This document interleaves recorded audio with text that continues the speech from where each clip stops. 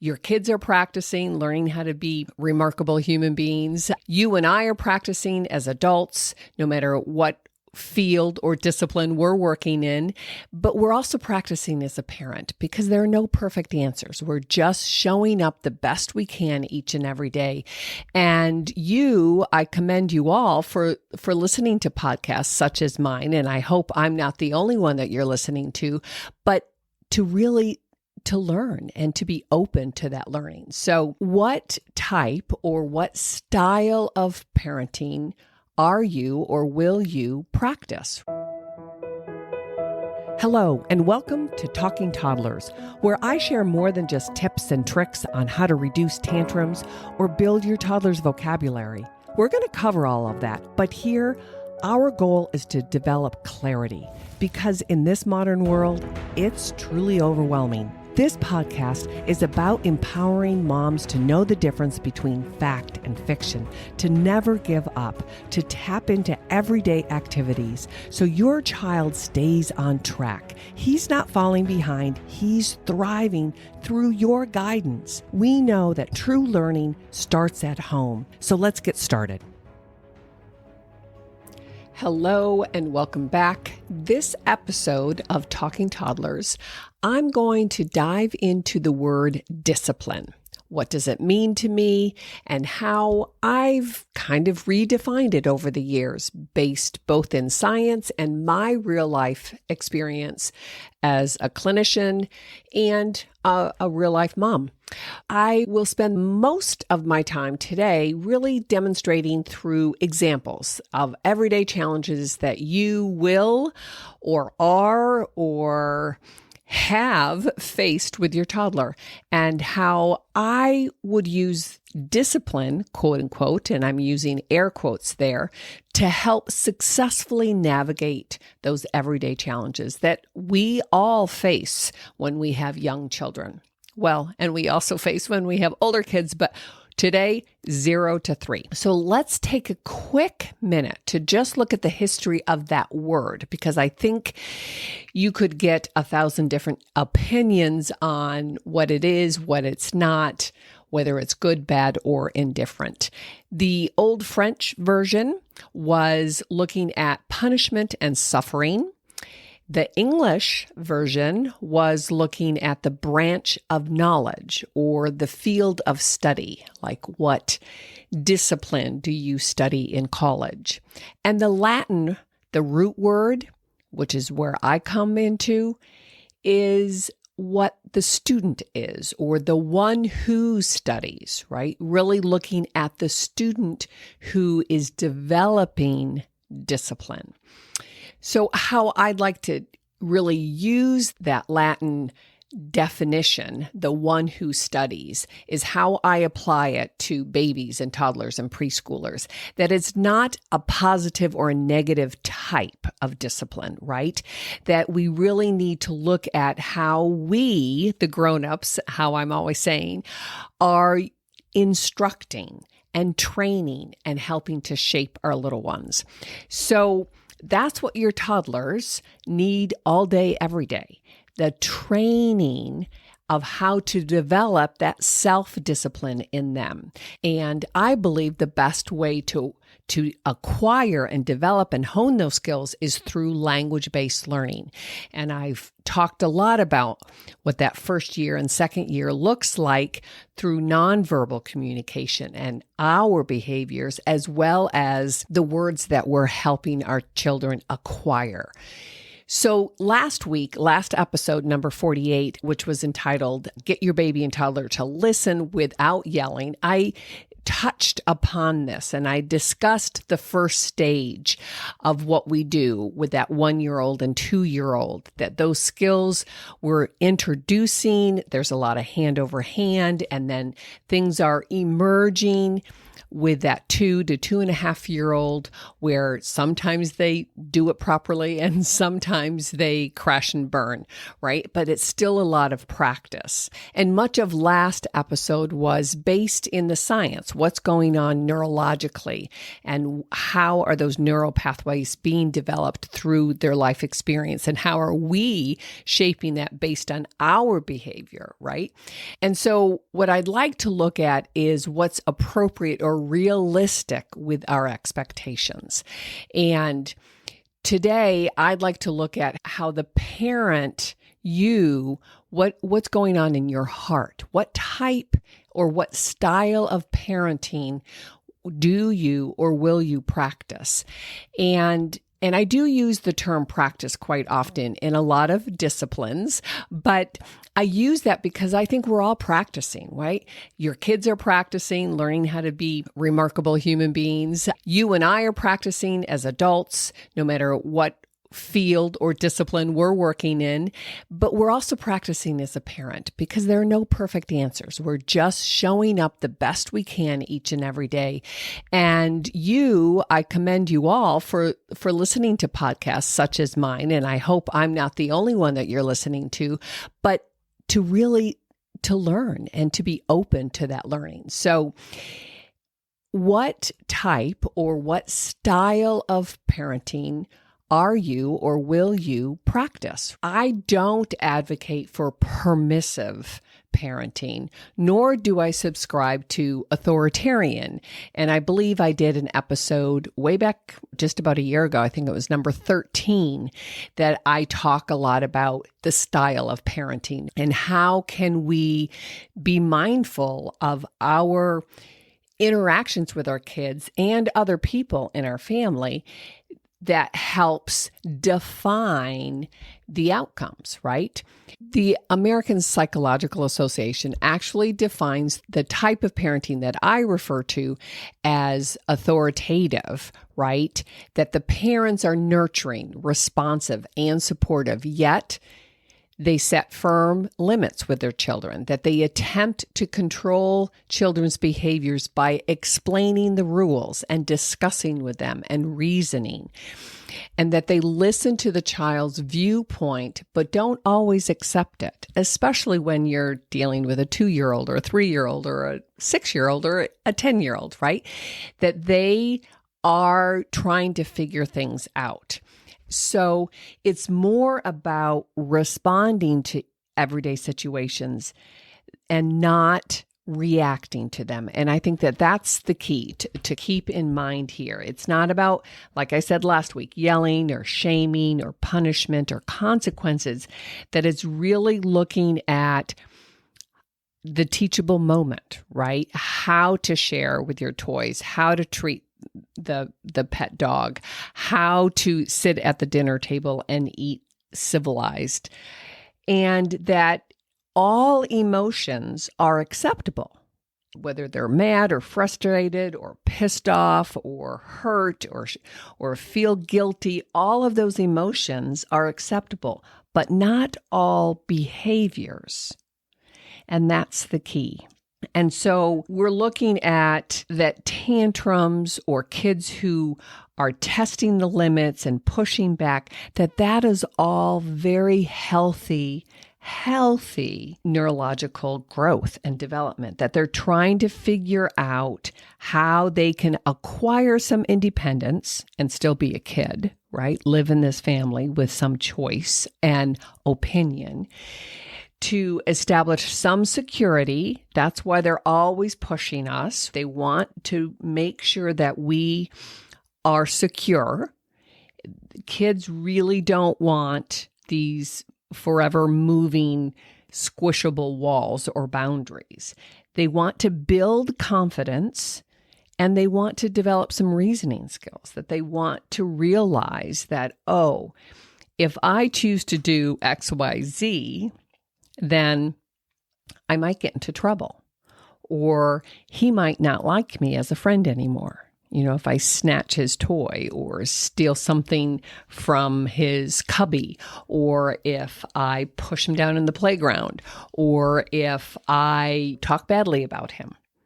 All of those kinds of higher order reasoning things come from the experiences your kids are getting at 2 and 3 and 4. So let's look at some real life examples that you're probably facing each and every day on different levels. A pretty classic one would be on learning how to share or take turns, right? The big key in there is learning how to wait. And I talked a little bit about that last week, and that they're just beginning to develop and understand that whole object permanence, right? And so now when you're dealing with a 3-year-old who has more sophisticated language, they're really learning the social connection about taking turns and sharing and waiting. And that at that stage, at 3 and 3.5, they can really begin to use their words and advocate for themselves, whether they're the child who wants a turn at the toy, or if they're hoarding it, right? So you could say something like, I know you wanted to play with that toy. It's hard to wait. I get it. So let's go see if we can find another one in the meantime to kind of fill in. And if there is a meltdown, if they can't really take it, then you can help them process those feelings.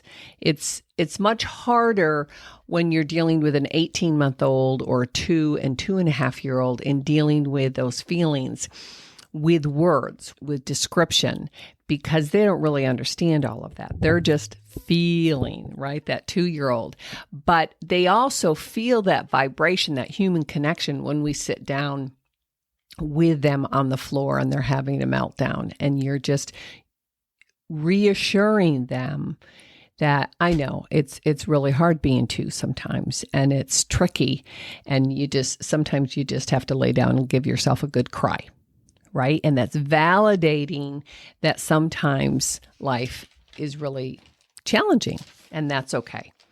In the situation with slightly older children, that you can intervene if something is going awry, right? If there's a tug of war happening, especially if kids are a little less verbal, right? And they're maybe brand new 3-year-olds. And when emotions run high, then like all of us, no matter how old we are, our language processing, our ability to communicate can sometimes go and take a back seat, right? And so you can say something to your son or your daughter and say, I won't let you take that from Joey.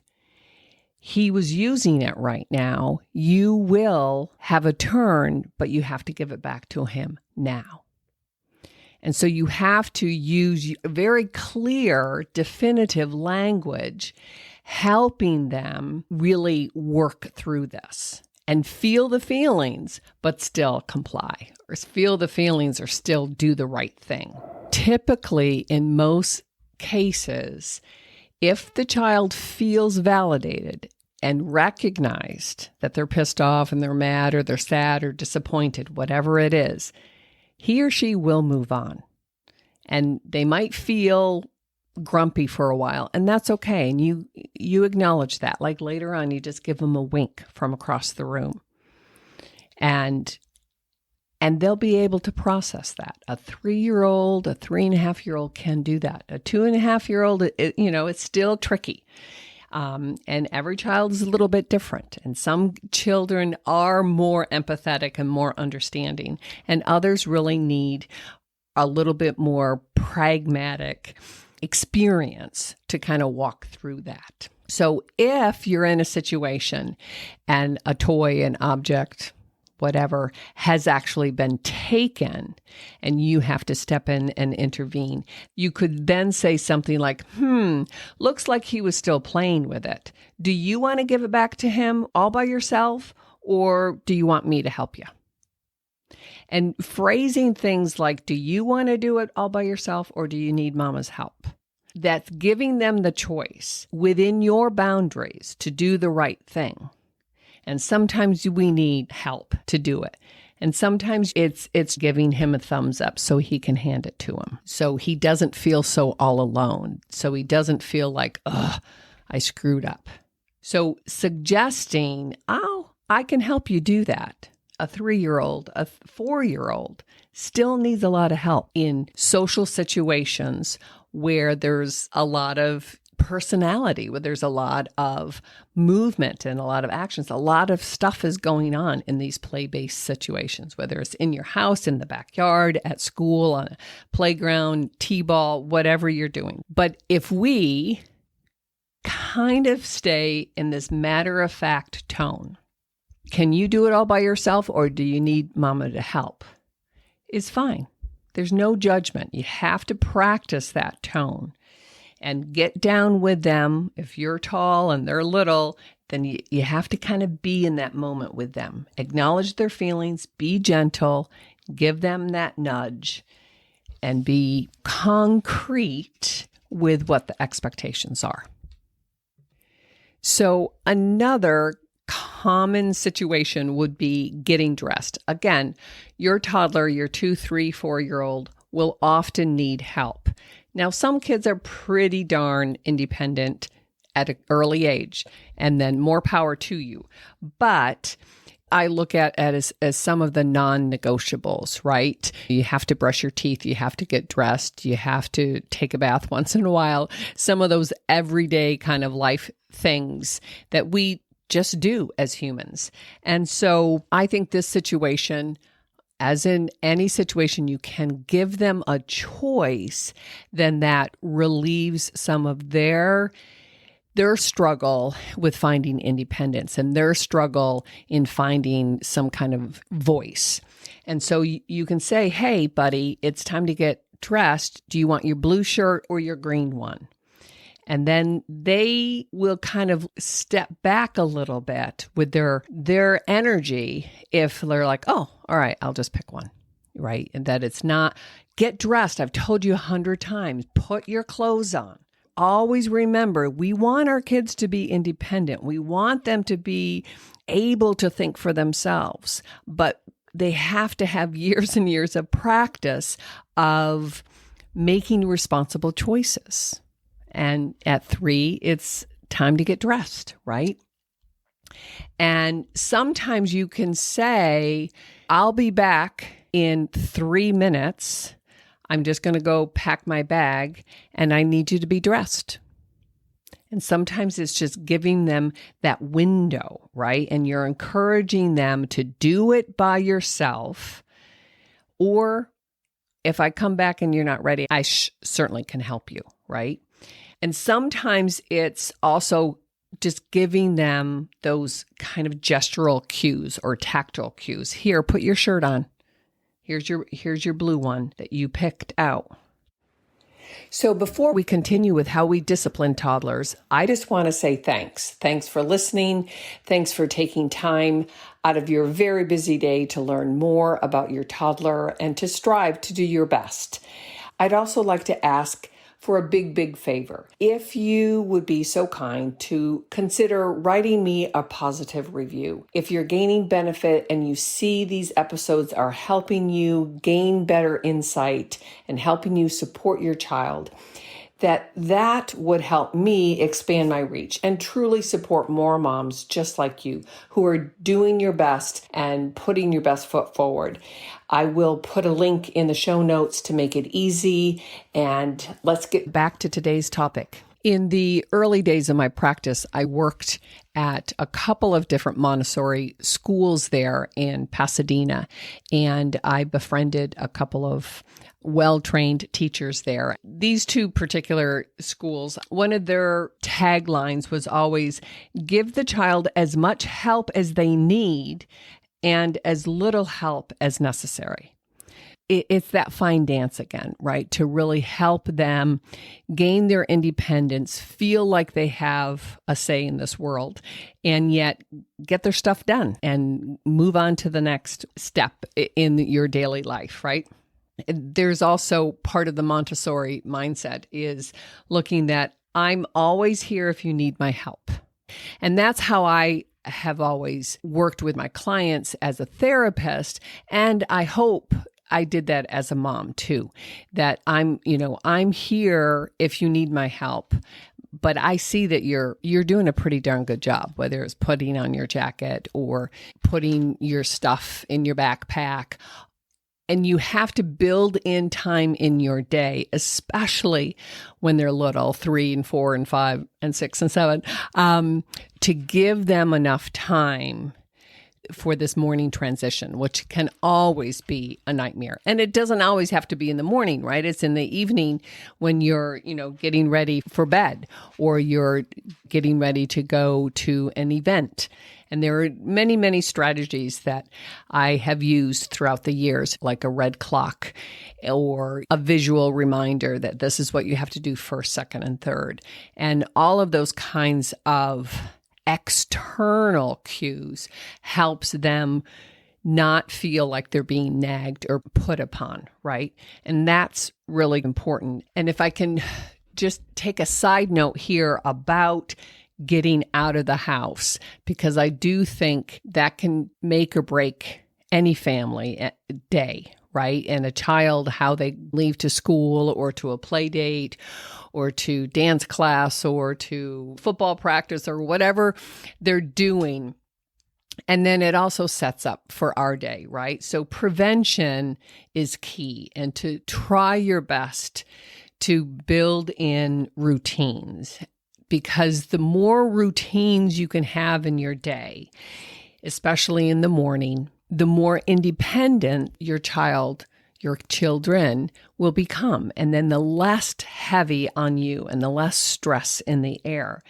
And things can change. You don't have to be really rigid, but find the flow, this routine, that every day certain things happen in a particular order, and that you can slowly pull yourself away and help kids build that independence, that whatever the order of events are, you get up, you wash your face, brush your teeth, get dressed, go and eat, whatever works with you, that it's really, really important to find that routine. It'll change. It's going to be different with a 3-year-old versus a 5-year-old versus an 8-year-old.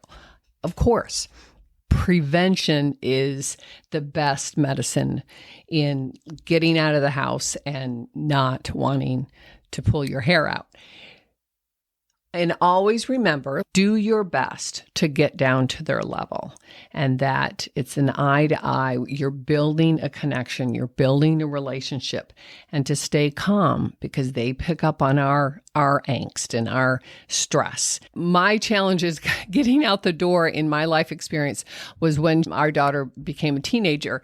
And again, that was a whole different ball game, right? But she did have a good 10, 12 years of practice getting out the door and being independent. And I knew that we both, she and I, had it in us. Getting back to the really little kids, your 3-year-old, your 4-year-old, sometimes they just want to stay home, and you have to validate that feeling, but they still have to go to school, right? And so that's where you get down to their level, you stay calm, you really try to read them. You really tried to figure it out. And you say something along the lines like, it really looks like you don't want to go to school today. And I understand that. Sometimes I don't really want to go to work either, but that's our job. That's what we do. So, I'm going to go and finish packing up my stuff and turn out all the lights. And then I'll be back in 5 minutes and you'll be ready by the door. And so you validate what they're feeling, but you also put it out there that this is what the expectation is. And so one of the key things also is that it's best to really be honest. And when kids are felt like they're being manipulated, like, oh, don't you really want to go play with Timmy today?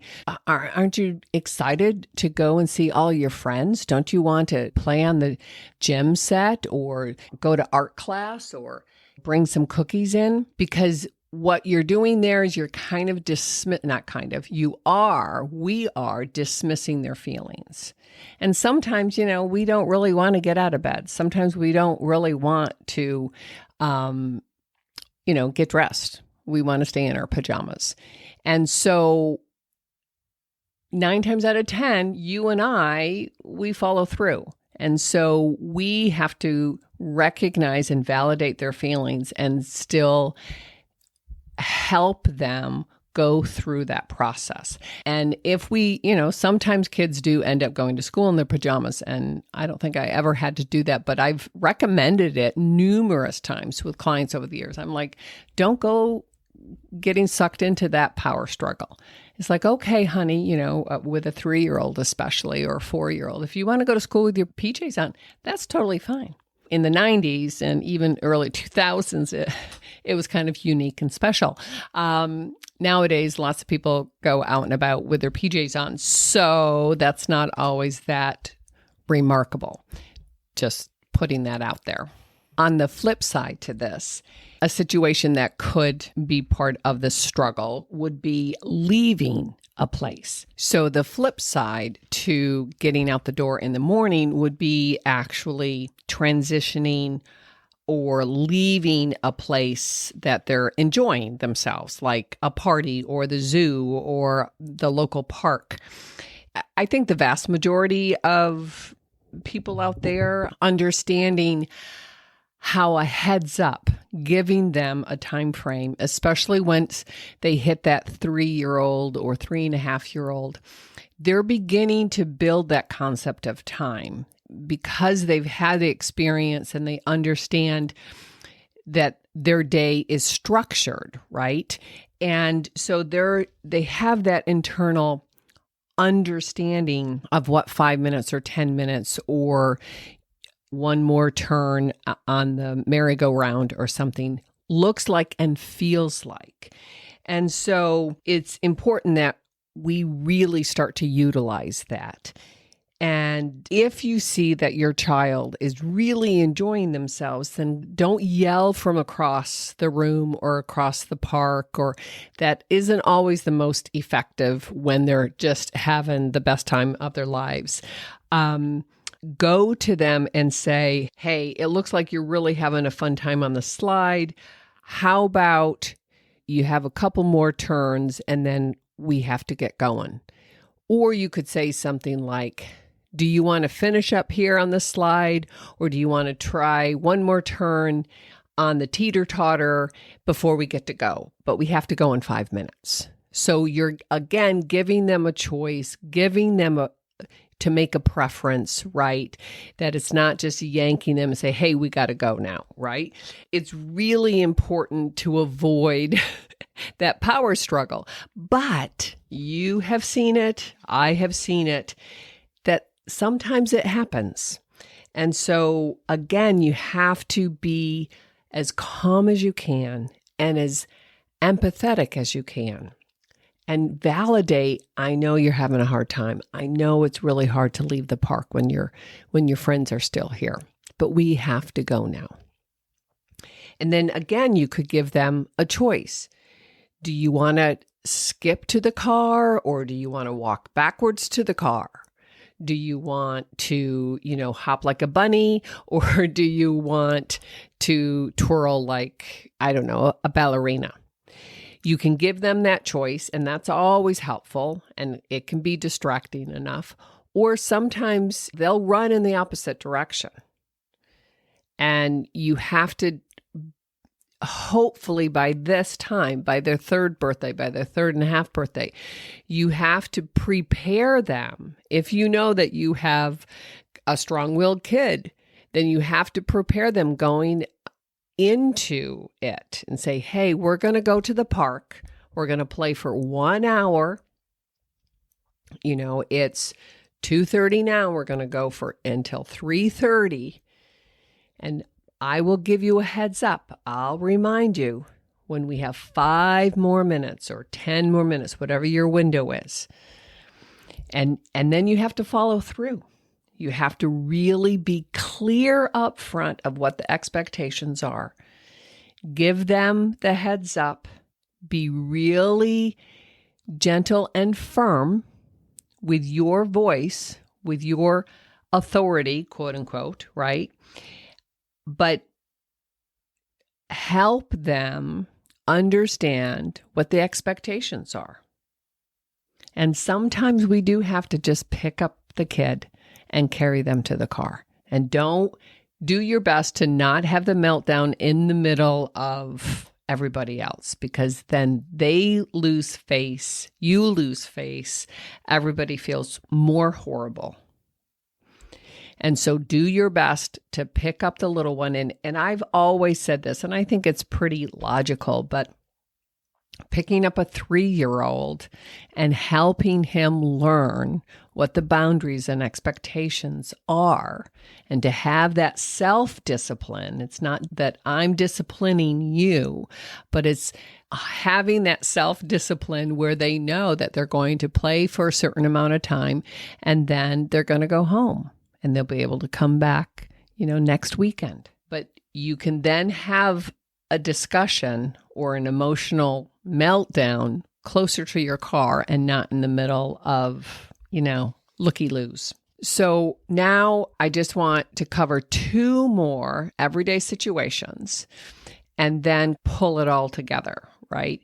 The second to last one is when your child tends to interrupt you. Say you're having an adult conversation and they tend to still be very egocentric, right? A 2-year-old, a 3-year-old, and a 4-year-old. They're gaining better perspective of other people and understanding, but it's a learning process, right? It's a work in progress.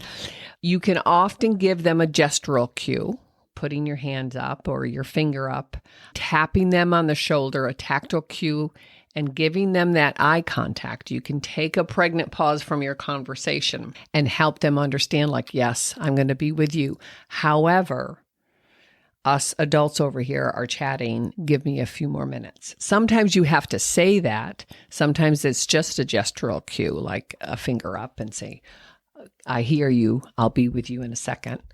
And sometimes, stop your conversation, turn, and say to them, I need just 5 more minutes, and then I'm all yours. And that's true even if you're working, right? Say you're at the computer or at home or whatever, and they're interrupting you, and you turn toward them, you give them that eye contact, you stay pretty calm and cool and collected, and you say, yes, honey, I hear you. I want to go see the rabbit too, or I want to share that book with you. Give me 5 minutes and I'll promise I'll be right with you. And then you also have to follow through, right? We can't be weak on our promises because that's what we teach them. But in this scenario, if you're speaking with another adult, again, reassuring them that you're important, but this is important too, right? And again, helping your children understand how all of us can be together and live together. And I've been in scenarios where the friend says, oh, that's okay, let them. And I'm like, no, let me finish. And even if I just finish with 1 or 2 more sentences, it's giving them that internal experience that my mom is good on her word. And she finishes the conversation and then she turns toward me because I'm important too.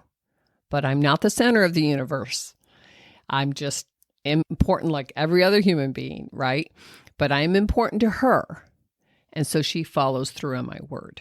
And so it is important to even demonstrate to other friends and family sometimes, no, she can wait for a millisecond or a minute or whatever. And it's just, again, we're all in practice and learning how to do this. And you hear similar themes in this, and you have to read each situation a little bit differently.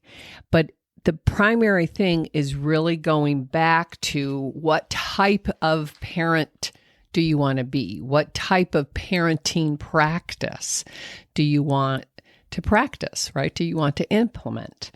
And really understanding that you have a choice, just like they have a choice. So the final real life example that I want to share is about transition to the dinner table. Again, we see these transitions. There's a theme. Getting out the door in the morning, leaving an exciting event, and then stop your plane or stop whatever you're doing and come sit down for dinner. That transition, if started early, 12 months, 18 months, 24 months, every 6 months, they have a wealth of opportunities to hone these skills. So in this situation, again, giving your child a heads up and finding some routines in the morning, routines when you go out and visit other communities, routine to get to dinner, routine to help with dinner, routine to help with cleaning up with dinner. Again, there's a theme here. I believe in routines. I don't like to be surprised. And I've taught this thousands and thousands of times that your 2-year-old, your 3-year-old is really looking for understanding. How does my day unfold? How am I supposed to react in this environment if it's so disorganized or unpredictable? They're looking for predictability. And that's how we build our independence, right? If I can anticipate what's going to happen next, I know how to prepare myself. So when you give them a heads up, especially with those strong-willed kids, right?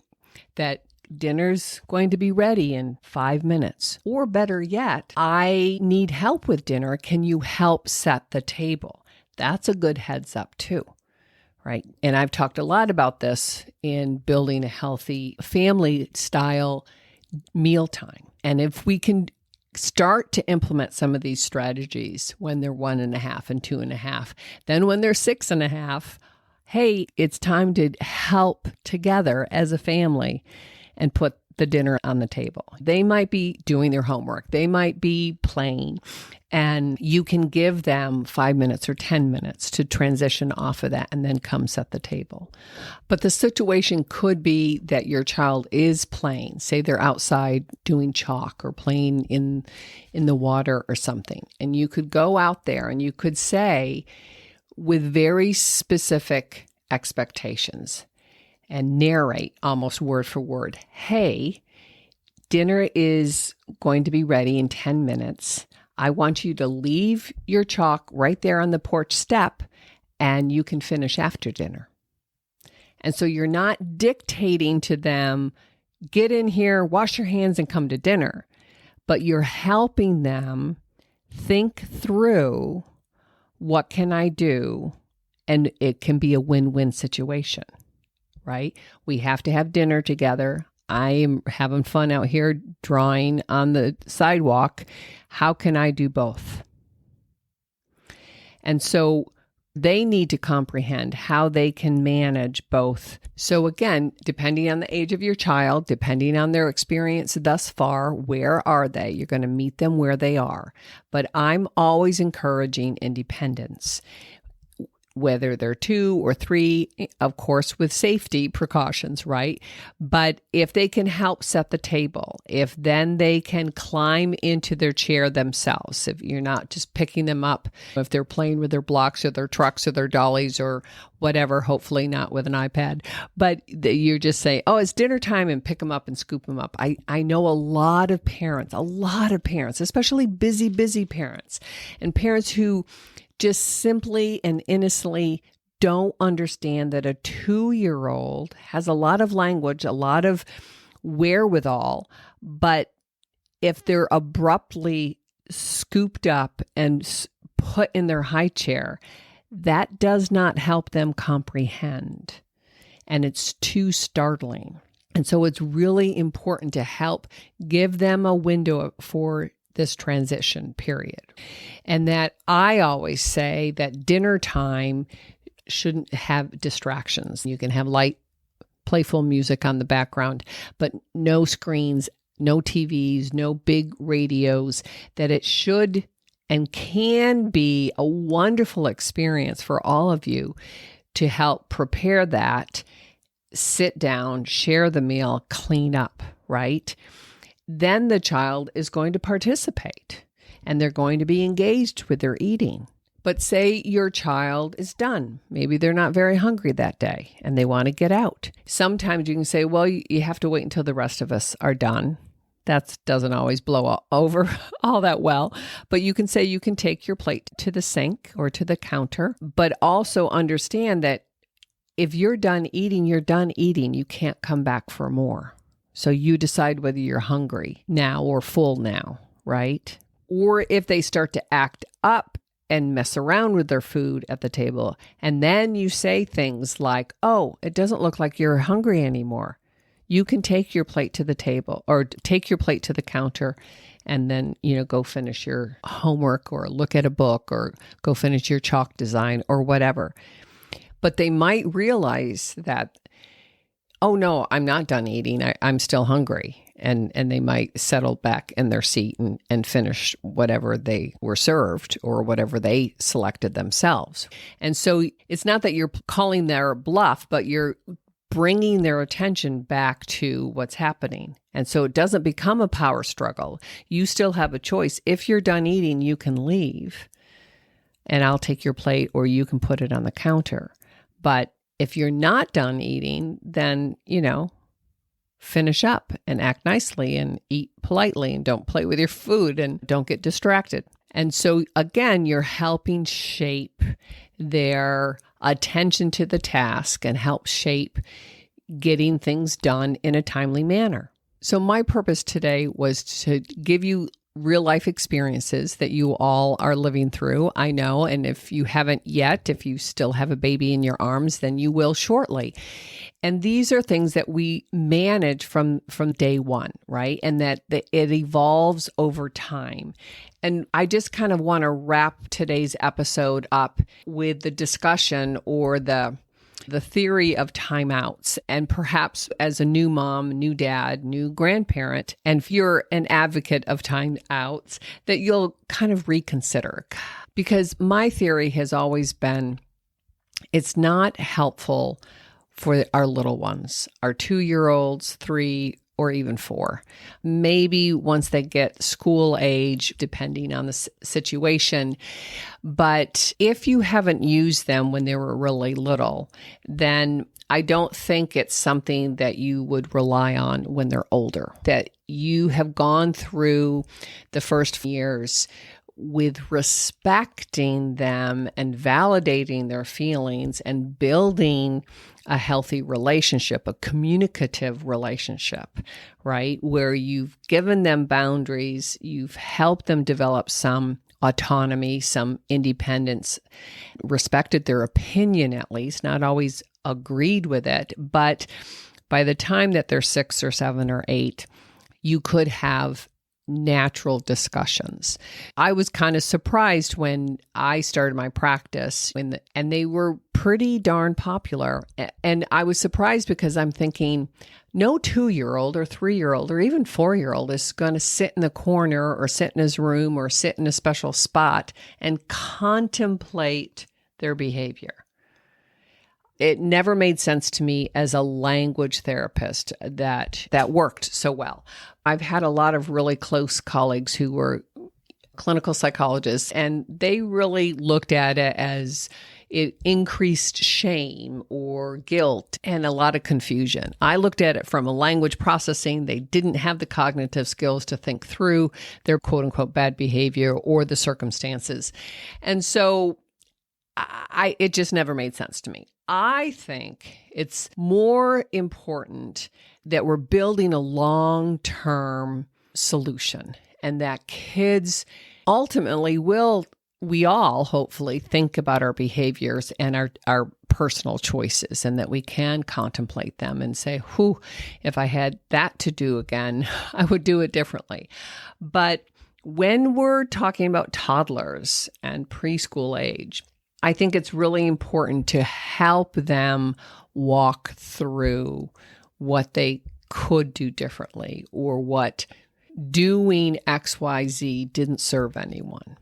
And it's not that we would give them big fat lectures, because sometimes I can certainly talk too much. And I know a lot of parents can, and all of that goes over the kid's head too. And so I think if we start with small steps, hoping to build long-term abilities, then you're really building their confidence and you're building their competence to think through things. And sometimes these timeouts can occur when someone really loses it, right? They have just a big meltdown. And last year, as I was closing my practice, I had a couple of families that I had been working with for a couple of years, right? So they came to me when they were approaching their second birthday, and I had been with them for 2 or 3 years. And now the kids were a little bit older. This one particular family had a young girl who was turning 5 and ended up having pretty sophisticated language, but she had a lot of social issues. She was a little impulsive and she didn't have really good people skills. And the parents were always putting her in timeout from the beginning. And I was never able to convince them otherwise, because she was, this young girl she was pretty darn smart, and she had pretty sophisticated language. And they just simply thought that she should, quote unquote, know better. And it was really hard for me to kind of work through with myself, because sometimes as a therapist, I just simply have to kind of let go. We had a good working relationship, and the young girl, when she came to me, she wasn't talking at all. And so she really did have a good team to support her. I was saddened that, and this was a lovely couple, a lovely family, and they had another younger son, but it was, to them, it was just this young girl who had rich language and had a heart of gold, but she was very impulsive. And part of her difficulty was she was very egocentric. She was classified on the autism spectrum, but significantly high functioning. But it was very interesting that they used this method for years with very little progress. And yet that was their parenting style. And so I share this because I think in the long run, it would have served her, as it would serve all of us, if we help them through, whether it's sharing a book or social stories or another life experience, or perhaps some time when, you could demonstrate when you lose your temper and you get mad, and you talk through how you could have done it differently. So there's a lot of different techniques that we could use to help a child understand that throwing a fit or getting mad at someone or yelling or hitting or kicking or any of those things aren't the best method to choose. So consider how timeouts perhaps is not the best form to use, especially when your kids are really, really little.